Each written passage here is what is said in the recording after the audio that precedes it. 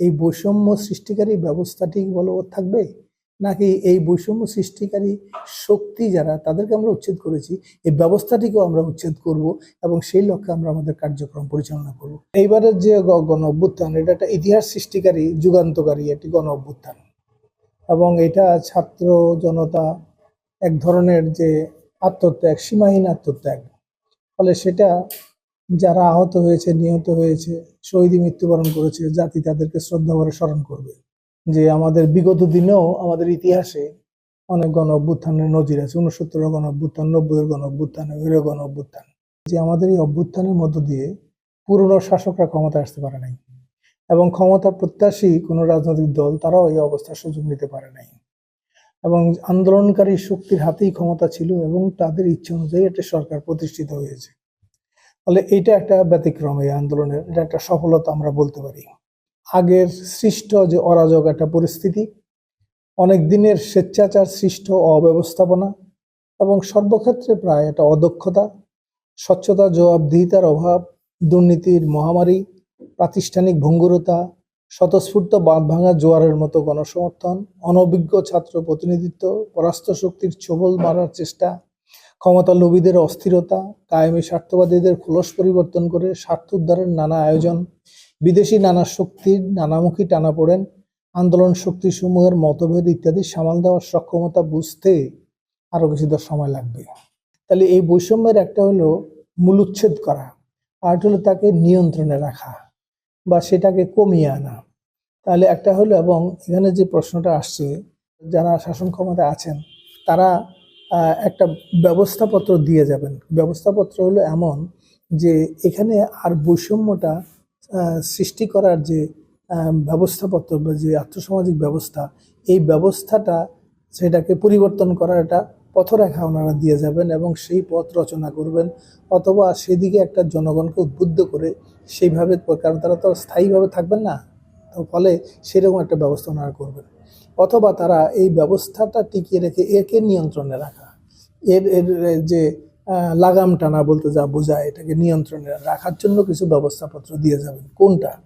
তাহলে এটাকে, এই পুঁজিবাদী চলমান ব্যবস্থাকে উদার মানবিক করবেন, নাকি এই ব্যবস্থা তাকে আপাতত নিয়ন্ত্রণ করে একটা নির্মূল করার যে ব্যবস্থা, শোষণহীন একটা ব্যবস্থা প্রতিষ্ঠার পথ রচনা করবেন? সেই প্রশ্নটা কিন্তু থেকেই যায়। আর হলে ফ্যাসিবাদের কথা আসছে, তাহলে ফ্যাসিবাদ সে তার যে ভিত্তির উপরে, যে ফাউন্ডেশনটা, ভিত্তি, যেটার উপরে একটা ফ্যাসিবাদী শাসন ক্ষমতা পরিচালনা করা সম্ভব হয় বা এটা তৈরি হয়, গড়ে ওঠে, তাহলে সেইটা সে কিভাবে এটা দূর হবে, এটা গড়ে উঠলো কিভাবে? আমাদের দেশে স্বাধীন হয়েছে প্রায় 52 বছর তো পার হয়ে গেল। এই দীর্ঘ সময়ে সেখানে কিন্তু আমাদের দেশের জনগণ গণতান্ত্রিক শাসন দেখে নাই। এখন একটা বিজলি চমকের মতো কখনো কখনো যে গণতন্ত্রের সাইনবোর্ড মানুষ দেখেছে, কিন্তু গণতান্ত্রিক শাসন দেখে নাই। বেসামরিক শাসন এবং স্বৈর শাসন এই এর মধ্যে দোল খেয়েছে, কিন্তু সত্যিকার গণতান্ত্রিক শাসন মানুষ দেখে নাই। তো ফলে এটা যেটা দিনে দিনে দিনে দিনে সেটা একটা শক্তি পেয়েছে, ভিত্তি মজবুত হয়েছে, মজবুতে গত 15-16 বছরে এটা একটা স্থায়ী রূপ ধারণ করেছে। কিন্তু এই প্রক্রিয়া শুরু হয়েছে স্বাধীনতার পর থেকেই। এখন আমাদের সংবিধানের মধ্যে লিখে রেখেছে যে বাংলাদেশ একটা যে আমরা যুদ্ধ যেটা করেছিলাম এটা হলো সাম্য, মূল যে ঘোষণা ছিল সাম্য, মানবিক মর্যাদা এবং সামাজিক ন্যায় বিচার। এখন বলছেন যে আমাদের প্রধান উপদেষ্টা ওনার ভাষণে যেটা বলছেন সেটা হলো যে আমরা একটা পরিবারের মতো। তাহলে পরে এই পরিবারের সকল সদস্য তারা সাম্য একটা অবস্থা তার মধ্যে বিরাজ করবে এবং তারা একটা মর্যাদা নিয়ে তারা বসবাস করবে এবং তার মধ্যে ন্যায় বিচার প্রতিষ্ঠিত থাকবে। এবং আমাদের যে অঙ্গীকারনামার মধ্যে সংবিধানে বলা হয়েছে যেখানে জনগণের ক্ষমতায়ন হবে, জনগণ ক্ষমতার মালিক হবে এবং সেইভাবে এটা জনগণের ইচ্ছা, আকাঙ্ক্ষা, মতামত তার ভিত্তিতে সেখানে শাসন কার্য পরিচালিত হবে, এই অর্থ গণতন্ত্র।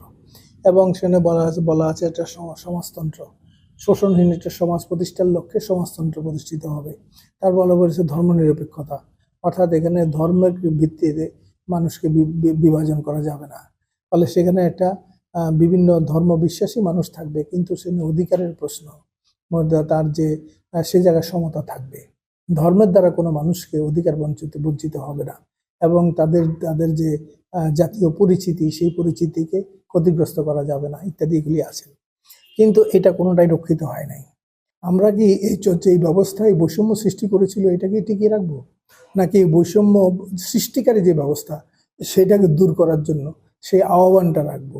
শুধু আহ্বান না, যেমন এই ছাত্র সমাজ যারা এই লড়াইয়ের মধ্যে জীবন দিল, সংগ্রাম করলো, তারাও তো একদিনে এটা পারে নাই। তারাও বহুদিনে তাদের যে একটা নিজেদের মধ্যে এক ধরনের একটা জাগরণ তারা তৈরি হয়েছে, তারা একভাবে নিজেরা সংগঠিত হয়েছে, একভাবে তারা মতামত বিনিময় করে একটা মতকে তারা পৌঁছেছে, এবং তারা জীবনকে পরোয়া না করে তারা যেভাবে অগ্রসর হয়েছে। তাহলে আজকে তাদের সামনে এখন এটি তো শেষ না, তাহলে আমরা একটা অধ্যায় বৈষম্য সৃষ্টিকারী ব্যবস্থাকে বহাল রেখে যারা ব্যাপক বৈষম্য সমাজের সৃষ্টি করেছিল সেই শক্তিটাকে আমরা উদ্ঘাট করেছি। কিন্তু যে ব্যবস্থাটি তারা সেখানে বলবৎ রেখেছিল, যার ফলাফল হিসেবে বৈষম্য সৃষ্টি হয়েছে, সেটা কিন্তু ব্যবস্থাও আছে, বৈষম্য বিদ্যমান আছে। তাহলে এখন এটা হলো যে আমরা 10 দিনে, 15 দিনে বা 1 মাস 2 মাস এটা দূর করে ফেলবো, কথাটা তা না। কিন্তু এখানে মূল জিনিসটা আনতে হবে যে এই বৈষম্য সৃষ্টিকারী ব্যবস্থাটি বলবৎ থাকবে, নাকি এই বৈষম্য সৃষ্টিকারী শক্তি যারা, তাদেরকে আমরা উচ্ছেদ করেছি, এই ব্যবস্থাটিকেও আমরা উচ্ছেদ করব, এবং সেই লক্ষ্যে আমরা আমাদের কার্যক্রম পরিচালনা করব। কারণ যেটা সংবিধানে যদিও বলছে এটা স্বাধীন বিচার ব্যবস্থা হবে, কিন্তু আমাদের উপরের আদালত সেটা কথার অর্থে স্বাধীন, আর নিচের আদালত নির্বাহী বিভাগের অধীন। তাহলে নিচেরটা পক্ষাঘাতগ্রস্ত, এবং উপরেরটা যতখানি আমরা স্বাধীন বলছি সেটাও অকার্যকর হয়ে যাবে যদি পুরা বিচার ব্যবস্থা সেটাকে আমরা স্বাধীনতা না দিই। তাহলে এখানে বিচার ব্যবস্থাটাও সেটা পঙ্গু এবং পক্ষাঘাতগ্রস্ত, এবং এখানকার প্রশাসন ঔপনিবেশিক ধাঁচের আমলাতান্ত্রিক যে বিধান নিয়মে পরিচালিত।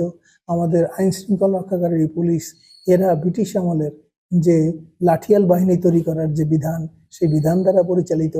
এবং এর সঙ্গে আমাদের যে বিশেষ করে কালো আইন, যে আইন আমাদের সংবিধান, সেই সংবিধানে গণতান্ত্রিক শাসনের কথা বলা হয়েছিল।